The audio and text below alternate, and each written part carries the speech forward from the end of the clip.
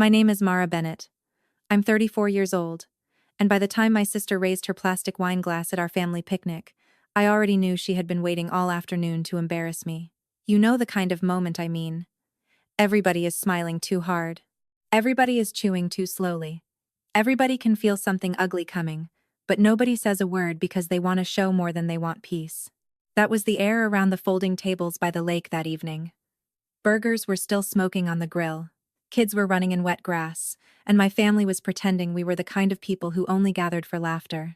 Then my sister stood, tapped her cup with a fork, and smiled in that bright, polished way that always looked sweet from a distance and cruel up close.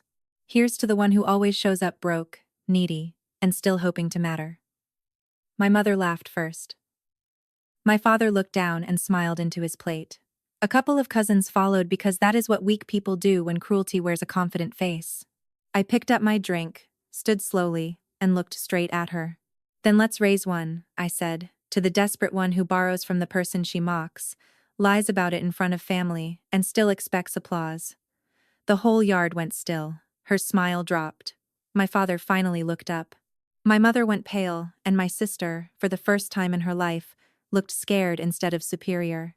Before I tell you what happened next, and what was said after I stopped protecting everybody's lies, tell me, what time is it for you right now?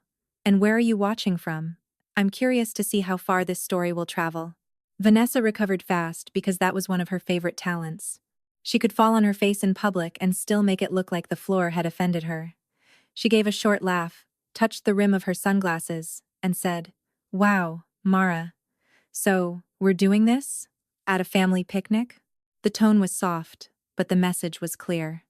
I was the problem for answering, not her for starting. That had been the family pattern for years. She cut, I bled, and then everyone asked why I was making such a mess. "You started it," I said. Don't act shocked because I finally answered. My mother, Carol, leaned forward with that breathy voice she used whenever she wanted to smooth things over without actually correcting anyone.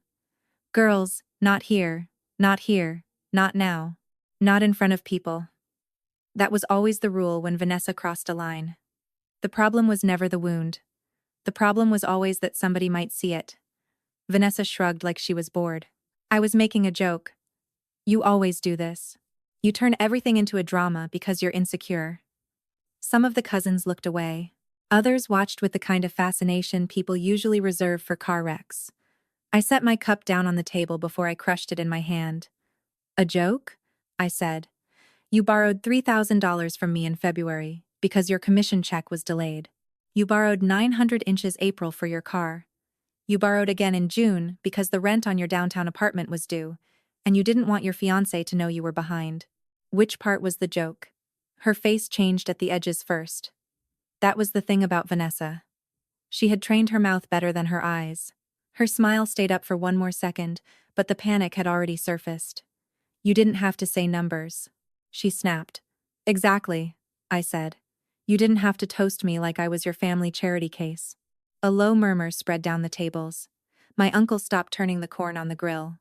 One of my younger cousins stared at Vanessa the way kids stare when adults accidentally reveal they are not gods after all. Jenna, my friend from work, who had come because she thought a lakeside picnic sounded peaceful, stood near the cooler with a paper plate in her hand, and looked at me like she had just understood 3 years of conversations I had never fully explained. Vanessa crossed her arms. "So, now you want a medal because you helped your sister a few times?" "No," I said. "I wanted basic respect. That would have cost you less." That landed harder than I expected. Even my father, Richard, shifted in his chair. He had spent years mistaking my silence for resilience. To him, because I handled things, I needed nothing. Because Vanessa complained loudly, she must have needed more. That is how some families divide love, not by fairness, but by who creates the most noise. Vanessa stepped closer. "Tell them the rest, Mara. Tell them how you act like you're better than everybody because you have your sad little jobs and your saving spreadsheets and your thrift store clothes. You want everybody here to think you're some saint? Fine. Tell them how impossible you are. Tell them how you judge everyone." I laughed once because that was almost impressive. She had taken her dependence on me and translated it into my arrogance. I restore damaged documents for the State Museum all day, I said. Then I spend nights at a frame shop so I can keep my own life stable. I don't drink my paycheck. I don't lease luxury I can't afford. I don't insult people who cover for me. A hush passed across the yard again, but this one felt different. Not empty. Heavy. The kind that arrives when the room realizes it has been listening to the wrong person for years. Vanessa looked toward our parents waiting for rescue. That was when I knew she was more afraid than angry. People who feel powerful attack. People who feel exposed look for backup. My mother tried first. "Mara, sweetheart, enough," she said, but her voice had lost authority. She sounded less like a parent, and more like someone praying a fire would put itself out. My father cleared his throat. "This doesn't need to become a spectacle." I turned to him. "Then why was everybody comfortable when I was the spectacle 5 minutes ago?" He had no answer for that. He just looked toward the lake as if sunlight on the water might offer an escape route. Vanessa saw the hesitation and got reckless. "You're unbelievable," she said. "After everything this family has done for you, you stand here acting like a victim?" That almost made me laugh again. Not because it was funny, but because it was so shameless. "What exactly has this family done for me, Vanessa?" I asked. "Say it clearly." She opened her mouth, then closed it. She was good at tone, implication, insult, performance. She was much weaker with facts. My Aunt Diane, who had always adored Vanessa's polished life and expensive hair, jumped in from the far end of the table. "Your parents have always included you, Mara. They've always supported you girls equally." "Equally?" I said. "That's interesting." I reached into my tote bag and pulled out the small accordion folder I carried, because I had stopped trusting my own family's version of history. Some people journal for healing. I keep records. Museum work does that to you. When you spend your days preserving evidence, you stop treating memory like truth just because it sounds emotional. "Mara," my mother said sharply, seeing the folder. "Don't." "No," I said. "Today, we do this properly." I opened the folder and took out several copies of bank transfers, printed texts, and one handwritten note Vanessa had once left in my mailbox asking me not to tell anyone she was short on rent again. I did not wave them dramatically. I did not shout. That would have let everyone dismiss me as emotional. I simply placed the papers on the table beside the potato salad, like receipts arriving for a meal nobody wanted to pay for. "February 12th, I said. $3,000. Memo line. Temporary. Don't tell Mom and Dad. April 4th. $920 for your car repair. June 21st. $1,500. Because Liam thought you had already covered your half of rent. August 2nd. $800 for the destination bachelorette trip you swore you couldn't back out of, because appearances mattered." Vanessa went white. Not embarrassed. White. One of my cousins whispered, "Oh my God," loud enough for half the table to hear. Aunt Diane stopped talking. My father stared at the papers like they were written in a language he had hoped never to learn. "You kept receipts?" Vanessa asked. "Of course I did," I said. "You taught me to." That was the first truly honest sentence of the evening. I had not started my 20s suspicious. I became suspicious after too many stories changed when she retold them to other people. After too many favors became proof that she was generous because she allowed me to help. After too many humiliations came dressed as jokes. Jenna quietly moved from the cooler to stand near me. She did not touch me or interrupt. She just stood there, which was somehow more powerful than all the speeches people could have made. Vanessa looked at our parents again. "Are you really going to let her do this?" she demanded. My father rubbed a hand over his jaw. "Did you borrow this money?" She hesitated. That was all the answer anybody needed. "That's private," she said finally. "No," I said. "It was private when I was protecting you. You made it public when you used me for a punchline." She took a step toward the papers, and I put my hand over them. "Don't," I said quietly. "You've been rewriting me for years. You don't get to rewrite documents, too." A few relatives actually looked down then, ashamed. Not all of them. Some people will watch injustice for a decade and still think the real offense is when the victim becomes articulate. But enough of them shifted that I could feel the balance changing. Vanessa sensed it too. That was why her next move was so ugly. She looked at me and said, "Maybe if you weren't bitter about ending up alone, you wouldn't be this obsessed with money." The cruelty of that line was deliberate. She knew exactly where to aim.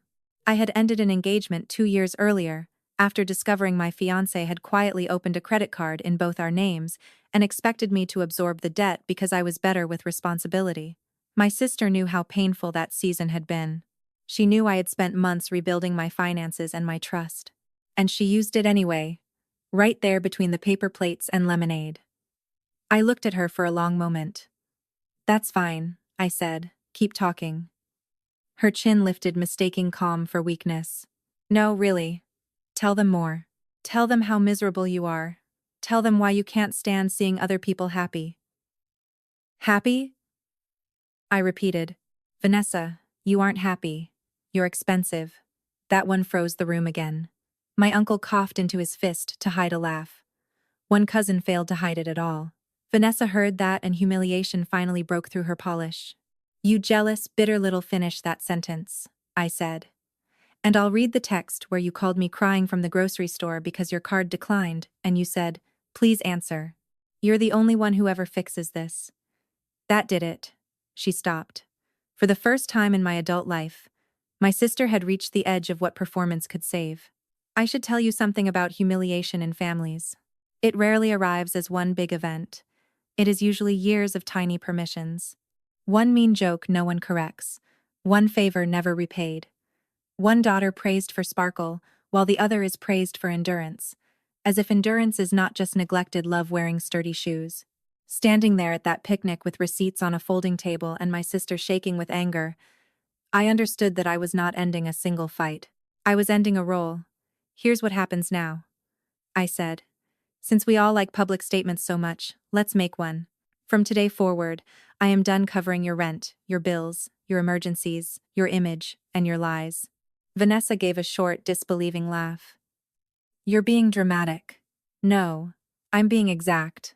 I took one sheet from the stack and held it up. "Total unpaid amount, including the money you promised to return last summer, $7,280. My mother made a soft sound under her breath. My father looked at Vanessa with a kind of stunned disappointment I had never seen directed at her before. She saw it too, and it rattled her more than anything I had said. "I was going to pay it back," she said. "When?" I asked. "After the next brunch? After the next spray tan? After the next lease renewal on an apartment you can't afford?" "Mara," my mother said. But there was no conviction in it. Only fear. Vanessa's fiancé, Liam, who had been helping with the grill and avoiding the center of the drama like a man trying not to step on a landmine, finally walked over. "Wait," he said slowly. "You told me your bonus covered the back rent." Vanessa turned toward him so fast I thought she might snap. "This is not the time. Actually," he said. "It seems like exactly the time. That changed the shape of everything." Until then, Vanessa had still been fighting me from high ground. But now somebody from her own carefully managed life had discovered he had been standing on cardboard scenery. "You lied to me?" he asked. "Don't do this here," she hissed. I almost pitied her then. Almost. But pity is dangerous when you have spent years confusing it with obligation. "You lied to everyone," I said. "And every time I stayed quiet, you used my silence to build a better version of yourself." She pointed at me. "You love this. You love making me look bad." "No," I said. "You did the looking bad part yourself. I just stopped editing." There it was. The sentence I wish I had learned at 25 instead of 34. My father stood up from his chair. He was not a large man. But in that moment, he seemed older than I had ever seen him. Not weak. Just tired. Tired in the way people look when they realize their comfort has been financed by someone else's restraint. "Vanessa," he said. "Is the number real?" She hesitated again. "It's not that simple. That means yes," I said. My Aunt Diane tried once more to rescue the mood. "Families help each other." I looked right at her. "Families don't mock the person helping them and call it a toast. That shut her up for good." Liam stepped back from Vanessa as if he physically needed distance to think. "You said Mara was always asking for help," he said quietly. "You told me she was irresponsible." Vanessa opened her mouth, but there was nothing left that would sound believable. That was when the first real consequence landed, not in private, but in front of everybody. It was not loud. It was worse. People began to move away from her. Not dramatically. Just enough. A cousin who had been standing near her drifted toward the drinks table. Aunt Diane sat down and looked at her lap. My mother stopped trying to soothe. My father stopped defending the peace at all costs. Vanessa was still in the middle of the yard, but she was suddenly alone. I gathered the papers back into a neat stack. "I'll send you a repayment schedule tonight," I said. "If you ignore it, I'll consider the money a lesson fee and never answer another emergency call from you again." She stared at me. "You'd cut off your own sister?" I'd stop funding my own humiliation. Then I looked at my parents. "And before either of you asks me to be the bigger person, don't. I have been the bigger person so long you all mistook it for my permanent shape." Nobody spoke. The breeze off the lake moved the edges of the tablecloth. A paper napkin lifted and fell. Somewhere behind us, one of the little kids asked if dessert was ready, which felt almost absurdly normal. That is what family ruptures are like. The world does not stop. It just reveals itself. People started leaving early after that, which would have offended my mother on any other holiday. But that evening she barely noticed. A picnic built on appearances cannot survive the truth for very long. As relatives folded chairs and loaded coolers, I caught fragments of the new story spreading in low voices. I had no idea. 7,000? She called Mara broke? That's unbelievable. It was not everyone suddenly joining my side. Real life is slower than that. Some still thought I had gone too far. Some believed the old family religion that public peace matters more than private fairness. But the spell had broken. And once a family spell breaks, it rarely returns in the same form. Vanessa tried twice to corner people into sympathy. First my aunt, then Liam. Neither conversation lasted long. Aunt Diane, who had spent years praising Vanessa's taste and charm, finally said the one useful thing I had ever heard from her. "I can't defend you tonight." Liam did not yell. He looked worse than angry men look. He looked embarrassed to have been made into an audience member in his own relationship. He handed the grilling tongs to my father, said he was taking a walk, and did not come back for nearly 40 minutes. I stood by the dock while the sky deepened into that dusky blue that makes everybody look softer than they are. Jenna came up beside me and offered me a bottle of water. "I used to think you were exaggerating," she said. "Not about her exactly. About how alone you felt in your own family." I took the bottle and nodded. "Most people don't understand family scapegoats unless they've been one." "You were never broke," she said. "You were carrying people." I laughed quietly. That should be on a greeting card. But the truth of it settled into me harder than I expected.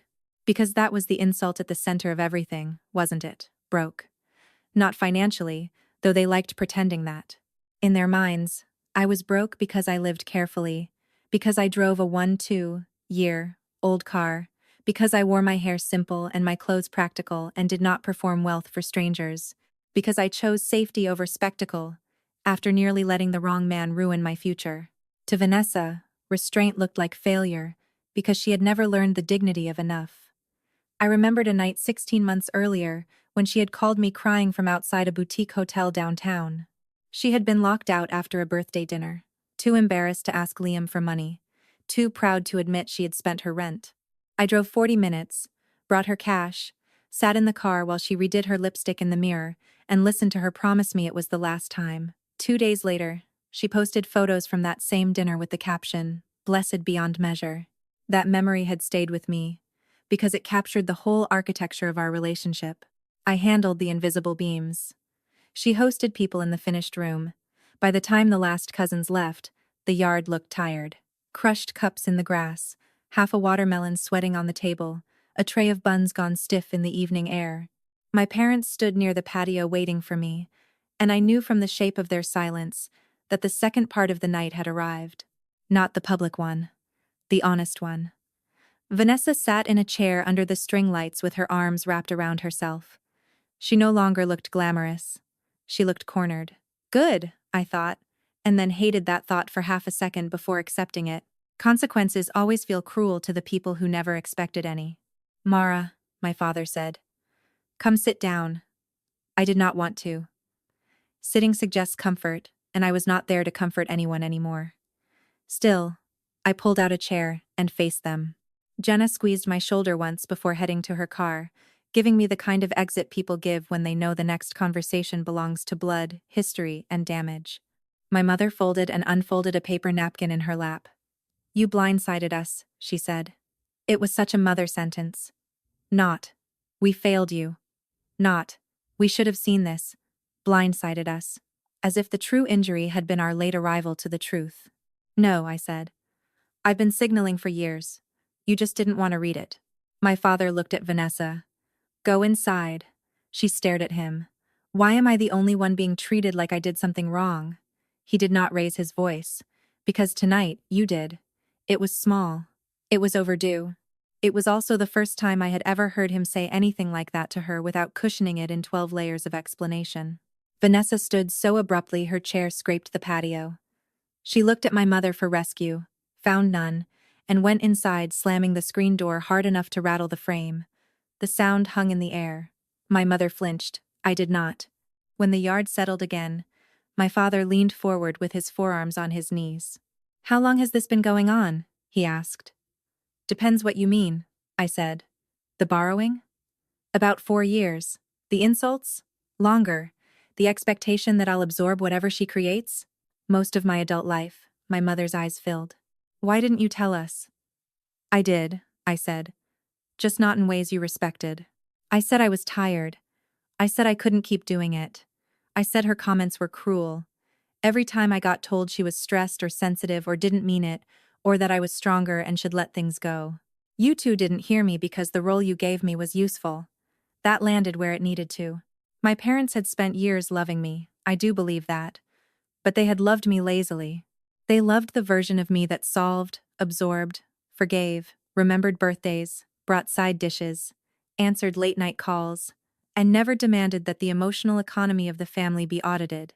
Once I stopped being that version, they were forced to meet the actual daughter in front of them, and she was tired. My mother spoke first, softly. "We thought Vanessa needed more support. She's always been harder." "That is not the compliment you think it is," I said. "All it means is you taught her that difficulty gets rewarded." My father shut his eyes for a moment. "Your mother's not wrong, that she's always needed more managing. And I was easier," I said. "So you managed me by giving me less." Neither of them denied it. That was the first honest gift of the night. There are moments in family arguments when people can still escape into denial. This was no longer one of them. My mother looked up at me with that raw, unguarded expression parents sometimes have when they realize their children saw more than they intended. "We were proud of you," she said. "You were steady, capable. You never seemed like you needed rescuing." "I didn't need rescuing," I said. "I needed fairness. I needed somebody to notice that being dependable is not the same thing as being unaffected." My father exhaled slowly. "Did Vanessa ever pay back any of it?" "A few partial payments," I said. "Enough to keep the story going, never enough to change it." Then I told them more than I had planned to, about the grocery store call, about the hidden rent, about the time Vanessa asked me to book a hotel room in my name because her card was maxed out, and she didn't want Liam asking questions. About how she once stood in my apartment kitchen crying over a shut-off notice, then posted photos the next day from a salon chair with fresh highlights and a caption about self-care. My mother covered her mouth. My father looked older by the minute. But I was not done. "Do you know what hurt most?" I asked. "Not the money. Not even the insults. It was hearing you both laugh tonight before you knew I was going to answer. It was realizing that somewhere along the way, I became safe to disrespect." My mother started crying then. Real crying, not wounded parent crying. The kind that comes when your self-image cracks, and there is no one to blame for the sound. "I'm sorry," she whispered. "I'm so sorry." My father's voice was rough when he spoke. "I should have shut that toast down the second it started." "Yes," I said. "You should have. Some people would call that harsh. I call it accurate. Accuracy is not cruelty just because it refuses to decorate itself." My father nodded once, accepting it. "You're right. The words were simple, but they changed the air." My entire life, peace in our family had depended on me swallowing the truth faster than other people created problems. Hearing my father say I was right without rushing to excuse, Vanessa felt almost disorienting. My mother wiped her face. "What do you need from us now?" That was the best question of the evening because it was the first one that centered my reality instead of their discomfort. I answered slowly. First, stop asking me to take calls, lend money, smooth things over, or explain Vanessa to herself. Second, don't tell me to forgive quickly just because the house feels tense. Third, if she insults me again in front of you, I want you to address it immediately, not after the fact. And fourth, do not confuse access to me with entitlement to me. My mother nodded through tears. My father nodded too. That's fair. It's necessary, I corrected. Then he asked the question I knew was coming. Do you want us to make her repay you? I thought about that for a moment. Not because I doubted the answer, but because I wanted to be honest about what the money meant. Yes, I said, but not because I need every dollar to survive. I need the debt acknowledged, because the lie has been expensive in more than one way. My father leaned back in his chair. Then that's what happens. She will repay you, and if she needs to change her lifestyle, then she changes it. My mother gave a small shaken nod. No more rescuing. There was a long silence after that, but it was not the old kind. Not the kind stuffed with avoidance. This one had work inside it. Finally, my mother said, I think we made a habit of admiring Vanessa's shine and relying on your structure. I looked at her. That is the most honest sentence you've said all year. She almost laughed, then didn't. My father did once, bitterly. And structure doesn't sparkle, so we took it for granted. Exactly. I folded my hands in my lap so they would not see them shake. Standing up publicly had felt easier than this. Public truth runs on adrenaline. Private truth runs on grief. I love you both, I said, but I am not doing this anymore. If the only way to stay close to this family is to keep getting diminished, then distance will be healthier than closeness. My mother reached for my hand, then stopped halfway, asking without words. I let her take it. Not because everything was fixed. Nothing was fixed. But because boundaries are not walls when used properly. They are doors with locks. And for the first time, I finally had my hand on the key. Vanessa came back outside 20 minutes later with her mascara smudged and her anger rearranged into wounded pride. Liam was with her, but he stood a little apart, as though proximity had become a decision instead of a habit. My parents looked at her differently now. That was the quiet miracle of the night. Not that they suddenly stopped loving her. Parents rarely do. The miracle was that love had finally stopped blinding them. Sit down, my father said. She did. No performance. No dramatic sigh. Just a rigid, tense drop into the patio chair across from us. My mother spoke first this time. You owe Mara an apology. Vanessa gave a short laugh that had no humor in it. So that's what this is? A tribunal? No, I said. It's the first normal conversation this family has had about your behavior in years. She looked at me with naked resentment.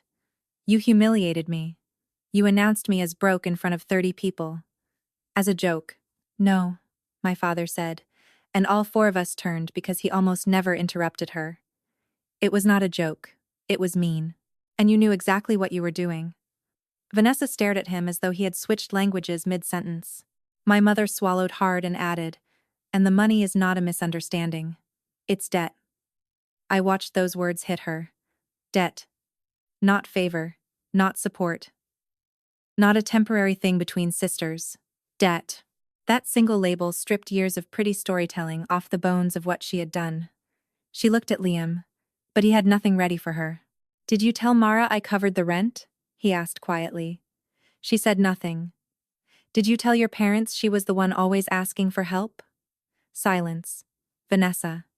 His voice did not rise. It hardened. Did you? Yes, she muttered. No one moved for a second. Then my father said, You will repay Mara every dollar. We can help you build a plan, but we are not paying it for you. Her head snapped up. You'd make me struggle over this? My mother's answer came before anyone else's. No, we're making you face what you created. I wish I could explain how startling that felt. My mother had spent so much of our lives buffering consequences before they reached Vanessa that hearing her stop felt like hearing a long-stuck door finally open. Vanessa turned to me again. You know what? Fine. Take your money. If it means that much to you. It does, I said. Not because I worship money. Because I respect effort. Every dollar you treated casually cost me time you never valued. She rolled her eyes, but weaker now. You always have to make everything into some moral lesson. No, I said. Life did that. I'm just finally saying it out loud. Liam rubbed a hand over the back of his neck. I'm going home, he said. Vanessa looked at him in disbelief. Seriously? Yes, he said. Because I don't know which part is worse. The debt, the lying, or the way you publicly tore down the person who covered for you. He looked at my parents. I'm sorry this happened here. Then he looked at me. And I'm sorry I believed it. He left without slamming anything, which somehow made it more final. Vanessa watched him go, stunned into stillness. That was the second real consequence of the night. The first was exposure. The second was loss. She stood to follow him, then stopped, because there was no dramatic exit left to make. My father gestured to the chair again. Sit. She sat. I had never seen her look small before. Not because she had become innocent, but because arrogance had finally been separated from protection. You are going to apologize properly, my mother said. Vanessa looked at me with wet eyes full of anger, shame, and the stubbornness of someone forced to meet herself without lighting. I'm sorry, she said flatly. My father shook his head. Try again. She closed her eyes. When she opened them, her voice was different. Lower. Less polished. I'm sorry I used you, she said. I'm sorry I kept taking your help and then acting like you were beneath me. I'm sorry I lied to Liam. And I'm sorry I made you look like the problem.